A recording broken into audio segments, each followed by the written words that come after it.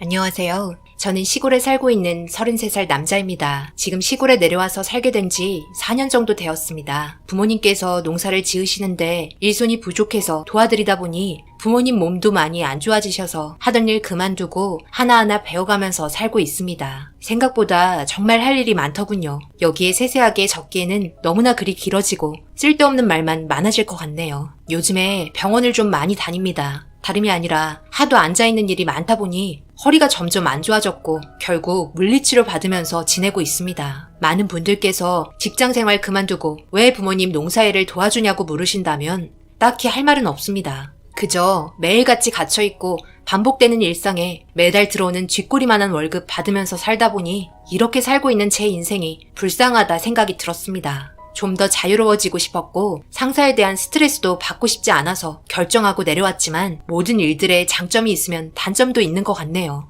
저한테는 적성에 맞는 것 같고 내년부터는 아버지께서 제가 혼자 농사일을 해보는 게 어떻겠냐는 말을 하셨습니다. 그만큼 믿고 맡겨도 된다고 생각하셨나 봅니다. 그런데 작년 이맘때쯤 꽤 많은 비가 오면서 문제가 하나 생겼습니다. 바로 고추밭의 고추들이 탄저병에 걸려서 상당한 타격을 받게 되었죠. 왜냐하면 풋고추는 장마가 오기 전에 거의 대부분 탄저병에 걸리지 않고 넘어갈 수 있지만 장마가 오는 시점에 홍고추는 관리하기가 까다로워 신경을 썼는데도 고추밭이 물에 잠기게 되면서 손쓸 방법이 없었습니다. 진흙에 모두 묻혀버리고 고추나무가 꺾여버려 되살릴 방법이 없었죠. 생각보다 꽤 크게 했기 때문에 절망 또한 크게 왔습니다. 그동안 정말 신경 많이 썼는데 이런 일이 발생되니 잠 한숨 잘 수 없었죠. 농사일은 장마철이 정말 쥐약이라는 걸 또 한 번 느꼈습니다. 이것 말고도 다른 농작물들도 많이 하기 때문에 피해는 더욱더 컸습니다. 그러다 보니 답답하기도 하고 한숨밖에 안 나와 시골 밤길 가로등빛을 의지하며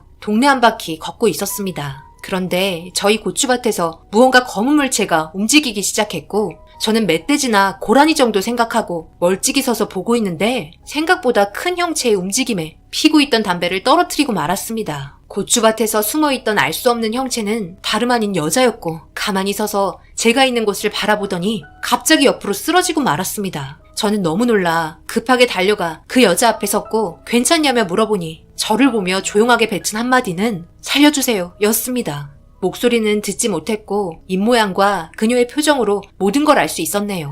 급하게 그녀를 업고 집으로 향했고 부모님께서는 제가 업고 있는 여자를 보곤 당황했는지 한쪽 방에 누울 수 있는 자리를 마련해 줬습니다. 생각지 못한 장소와 상황에 나타난 의문의 여자를 바라보며 눈을 뜰 때까지 옆에서 기다렸습니다. 너덜너덜한 옷을 입고 있었고 신발도 신지 않은 맨발이었습니다. 다리는 온통 상처 투성이에 이리저리 긁혀 있어 어머니께서는 걱정이 많이 됐는지 일단 발에 묻은 흙을 닦아주고 상처난 곳에 연고를 발라주며 안쓰러운 눈빛으로 바라보고 있었네요. 그녀는 어떤 일이 있었길래 다음날 저녁이 되고 나서야 눈을 슬며시 뜨며 저희 가족을 바라보고 있었네요. 멍하니 한참을 바라보고 있다가 정신을 좀 차린 건지 화들짝 놀라며 방구석으로 몸을 밀착시켰습니다. 저희는 괜찮다며 진정시켜 주었고 안전한 상황인 걸 파악한 후 마음이 놓였는지 눈물을 흘리기 시작했네요. 어머니께서도 도대체 무슨 일이 있었냐며 반복해서 물었지만 한마디 하지 않은 채 고개만 떨구고 있길래 무언가 이상해서 혹시 말을 못하냐고 물어보니 그녀는 제 말에 고개를 끄덕였습니다. 저희 가족은 너무 놀랐고 아무 말 하지 못하는 그녀에 대해서 어디에서 어떻게 왔는지 물어보려고 하자 엄마는 일단 밥부터 먹이자며 급하게 한 상 차려 준비해줬고 밥을 보자마자 감사하다는 손짓을 하고선 허겁지겁 먹었네요. 얼마나 굶주렸는지 몇 그릇을 뚝딱 비웠고 엄마는 몇 번 동안 주방을 왔다 갔다 하면서 반찬을 채워주었습니다. 그렇게 한참 동안 밥을 먹던 여자는 배가 좀 찼는지 그제서야 입가에 미소가 지어졌습니다. 그렇게 저희 가족은 궁금했던 점을 해결해야 도와줄 수 있는 방법을 찾을 수 있기 때문에 어디서 어떻게 여기까지 왔냐고 물어봤습니다. 말을 할 수 없었던 이 여자는 종이와 펜을 달라고 손짓을 하자 준비해서 주니 살기 위해 도망쳐 나왔다며 제발 경찰에 신고하지 말아달라고 떨리는 손으로 글씨를 적고 있었습니다.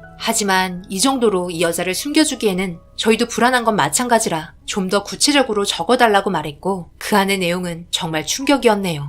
10년 전 저희 아빠와 함께 동업을 하셨던 아저씨는 둘도 없는 친구였는데 함께 운영하던 사업이 망하게 되면서 모든 돈을 쏟아부었던 아빠는 다시 일어나기 힘들 정도로 정신적으로 큰 충격을 받아 극단적인 선택을 하셨습니다. 엄마와 저는 준비되지 않은 상황에 길거리에 앉을 뻔한 걸 아저씨가 걷어들여 주셨으나 결혼도 하지 않았고 홀로 사셨던 아저씨는 엄마에게 마음을 품고 있었다는 걸 조심스레 내비치셨죠. 하지만 저희가 지금 당장 어디를 간다 한들 살아갈 수 있는 방법은 없었어요. 신세를 지고 살아야 했죠. 그 후에 밤마다 엄마가 아저씨 방으로 들어가는 걸 목격했고 그 뒤를 몰래 따라가 보니 아저씨와 엄마는 꽤 오랜 시간 아빠와 함께 있을 때부터 만남을 지속해 온 것처럼 대화 속의 자상함과 서로에 대한 사랑이 묻어나 있었네요. 대화 속에 들려온 내용은 결국 엄마는 아빠를 버리고 아저씨를 선택했던 거고 사업도 잘 안 되기 시작하는데 엄마마저 곁에 없고 오랜 친구였던 아저씨에게까지 버림을 받게 되니 정신적으로 많이 힘들었는지 극단적인 선택을 했다는 걸 그제서야 알게 되었죠. 하지만 제가 할 수 있는 건 아무것도 없었어요. 엄마와 단둘이 있었을 때 대화를 해봤지만 엄마는 아저씨를 사랑하고 있기 때문에 그 집에서 나갈 수 없고 평생을 함께 할 거라고 저에게 확신의 눈빛을 보냈습니다. 결국 이런 감정 혼자서 감당을 하기에 힘이 들었지만 꾹꾹 참고 버텨왔어요. 하지만 문제는 시간이 좀 지나자 아저씨가 술만 먹으면 밤마다 제 방에 들어와 저를 괴롭히기 시작했고 꾹꾹 참아왔던 감정 결국 더 이상 억누르기 싫어 무작정 집에서 도망쳐 나오게 되었네요. 아마 아저씨와 엄마는 지금 저를 계속 찾고 있을지도 몰라요. 두 번 다시 그 집에 들어가고 싶지 않아요. 이번에 들어가게 된다면 영영 빠져나오지 못할 것 같은 느낌이 들었어요. 그러니 제발 부탁이에요. 경찰에 신고하지 말아주세요. 저도 혼자 결정할 수 있는 나이긴 하지만 아무래도 몸에 장애가 있다 보니 보호가 필요하다는 엄마의 말에 경찰분들도 아마 움직이고 있을 거예요. 시키는 건 뭐든지 할게요. 그녀가 길게 내려쓰는 글들을 읽으면서 저희 가족은 입이 쩍 벌어졌고 그동안의 고생이 얼마나 심했는지 알 수 있을 정도로 이 여자의 가정사는 심각했습니다. 엄마는 그 여자에게 몇 살이냐고 물어봤고 26살이라면서 잠시라도 좋으니 잠잠해질 때까지 있을 수 없겠냐고 재차 물어보는 이 여자의 간곡한 부탁에도 엄마와 아빠는 바로 답변을 주시지 않으셨습니다. 집에 머무르라는 한마디가 뭐가 그리 힘든지 부모님의 행동이 너무 답답해 밖으로 따로 불렀고 왜 그러냐고 도대체 문제가 뭐냐고 물어봤습니다. 아니 뭐가 문제예요. 궁금한 거 다 풀렸고 계속 있겠다는 것도 아니고 잠시만 숨겨달라는 건데 그걸 허락해주는 게 힘들어요? 아이 그게 아니라 괜한 오해라도 사게 된다면 골치 아파지니까 우리 집안에 피해 올까봐 그렇지 괜히 경찰에 연락도 하지 말라고 하고 그게 문제라면 지금 당장 밖으로 내쫓으세요. 어떻게 그런 걸 두려워할 수 있는 거예요? 저 여자가 저한테 부탁한 거고 보호받을 곳이 없어서 자기 가정사를 모두 털어놓으면서까지 그 집에 들어가고 싶지 않은 건데 무슨 문제라도 있어요? 그리고 저 여자도 성인이에요. 혼자서 알아서 할 수 있는 충분한 나이고 말 못하는 거 하나 가지고 저쪽 집에서 저 여자를 구속시킬 필요는 없다고요. 일단 상황을 좀 더 지켜보고 그리고 천천히 생각해 보도록 해요. 지금 저 여자 상태를 보라고요. 엄마가 입을 옷들 좀 챙겨주세요. 일단 오늘은 늦었으니까 내일 다시 대화하기로 해요. 별 문제 없을 거예요.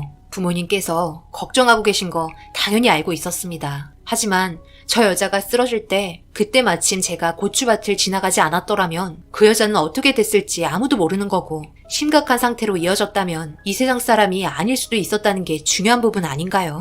저희 부모님께서 걱정하시는 만큼 저도 조심하며 일단 상황을 지켜보며 다음날 밖의 상황을 좀 더 알아봐야겠다 생각하며 방으로 들어가려고 하는데 어머니께서 그 여자가 집에서 입을 만한 옷을 챙겨주고 나오는지 저에게 저 여자의 이름을 물어봤다며 은영이라고 알려주셨습니다. 그렇게 다음날 은영 씨는 엄마와 함께 아침밥상 차리는 걸 도와줬고 저는 아빠와 함께 밖으로 나와 주변 상황을 살피기 시작했습니다. 아침 일찍 나와서 동네에는 별일 없었고 도대체 어디서 왔는지 알지 못해 아침 먹고 주변을 은영 씨와 함께 살펴봐야겠다 생각하며 다시 집으로 돌아와 준비된 아침을 먹고 있는데 누군가 대문을 두드리기 시작했습니다. 누구신데 아침부터 저희 대문을 두드리시는 거예요?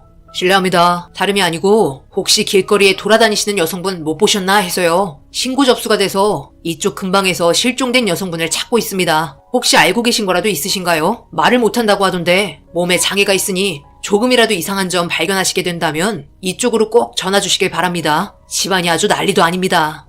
경찰이 조사 올 거라고 생각은 했지만 생각보다 빨리 움직이고 있다는 게 좀 당황스럽고 놀랐습니다. 경찰이 온 걸 눈치챘는지 은영 씨와 부모님은 얼어서 밥 먹다 말고 몸이 굳어 있었습니다. 저는 대문을 걸어 잠그고 괜찮다고 웃으면서 긴장을 풀어줬고 모두 안도의 한숨을 쉬곤 함께 밥을 먹었네요. 그렇게 며칠이 흘렀고 집안에서 엄마 일손을 도와주며 서로에 대해 알아가다 보니 가까워졌는지 금세 친해져서는 집안의 웃음이 끊이지 않았습니다. 말은 하지 못해도 의사소통으로 모든 걸 다 이해할 수 있었습니다. 저는 틈틈이 인터넷을 보면서 조금씩 수화를 배웠지만 생각보다 잘 안 되는 건 은영 씨에게 물어보며 하나하나 알아갔네요. 좀 진정이 된 것 같아 얼굴에 미소가 가득했던 은영 씨에게 미안했지만 살고 있던 집 주소를 물어봤습니다.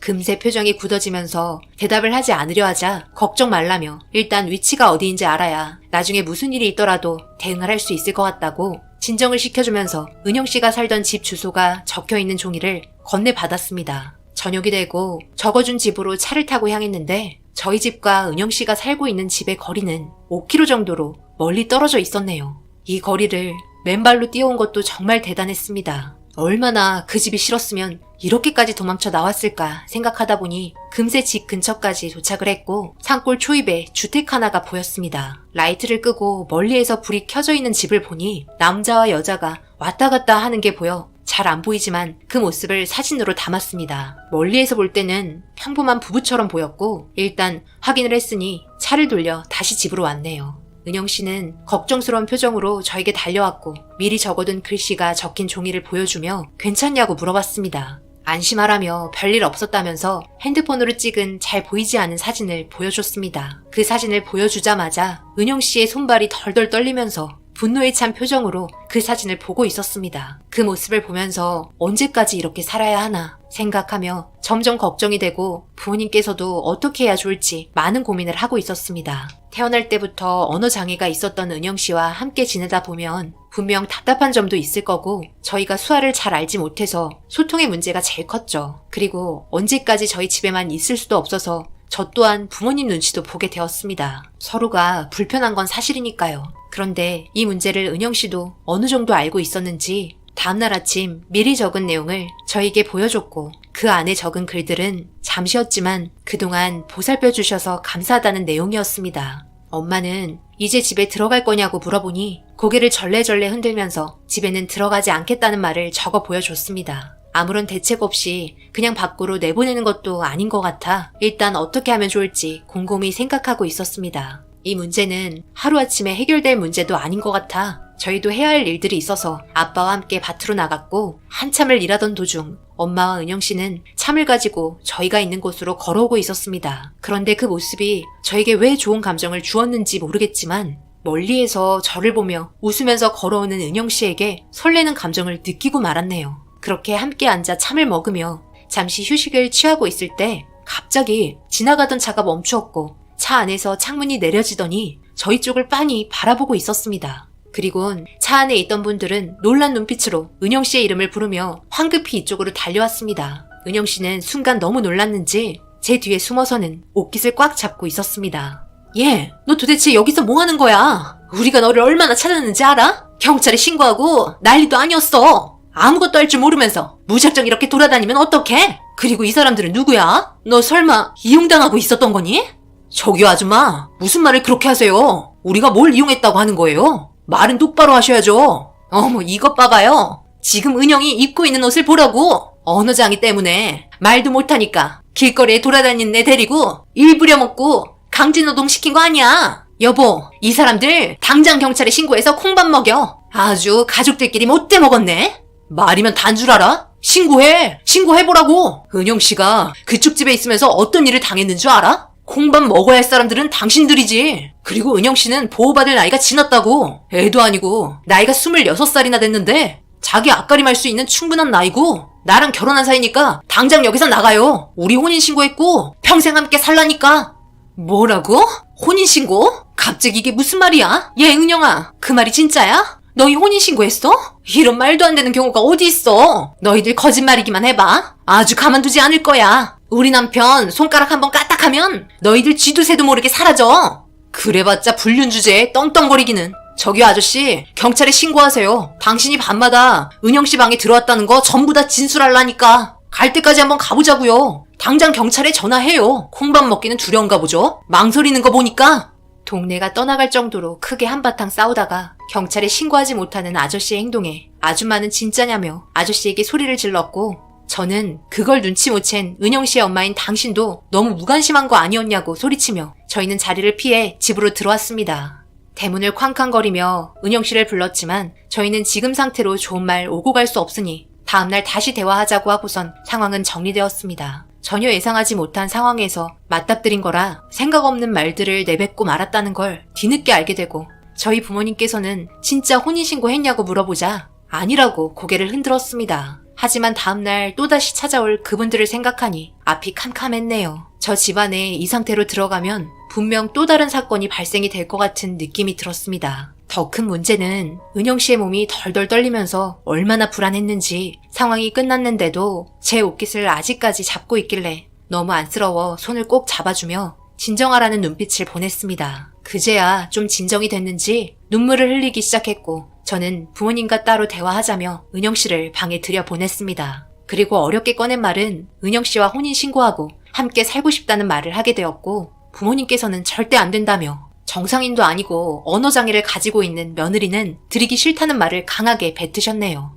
혼인신고하고 제가 남편이면 저 사람들이 할 수 있는 건 아무것도 없고 더 중요한 건 은영 씨와 헤어지기 싫다고 말했습니다. 저에게 언어장애는 중요하지 않다고 말했고 계속해서 부모님 설득을 시키려 노력했지만 끝내 원하는 답을 얻을 수 없어 결국 은영 씨와 나가서 따로 살겠다고 부모님의 가슴에 못을 박아버렸네요. 부모님의 마음 이해 못하는 거 아닙니다. 하지만 처음 그녀를 봤을 때부터 지금까지 함께 지내면서 자라온 감정 숨기고 싶지 않았고 그녀의 보호자가 되어주고 싶었습니다. 늦은 새벽까지 부모님과의 대화는 계속 이어지면서 서로에 대한 진실된 마음을 털어놓다 보니 격해졌던 감정은 누그러졌고 결국 혼인신고하기로 결정하게 되었습니다. 부모님도 그동안 겪었던 은영 씨의 고운 마음을 알기 때문에 제 의견을 많이 존중해 주셨네요. 살다 보면 분명 힘든 일도 있을 수 있지만 제가 선택했기 때문에 모든 걸 참고 인내하며 살아야 한다고 정말 쉽게 생각하면 안 된다는 부모님의 말에 진심을 다해 그녀와 함께 살아보겠다고 말했습니다. 그렇게 대화가 끝이 나고 저는 은영 씨가 있는 방문을 두드리니 기다리고 있었는지 방문을 열어줬고 부모님과의 대화 내용을 전부 다 이야기해 줬습니다. 그리고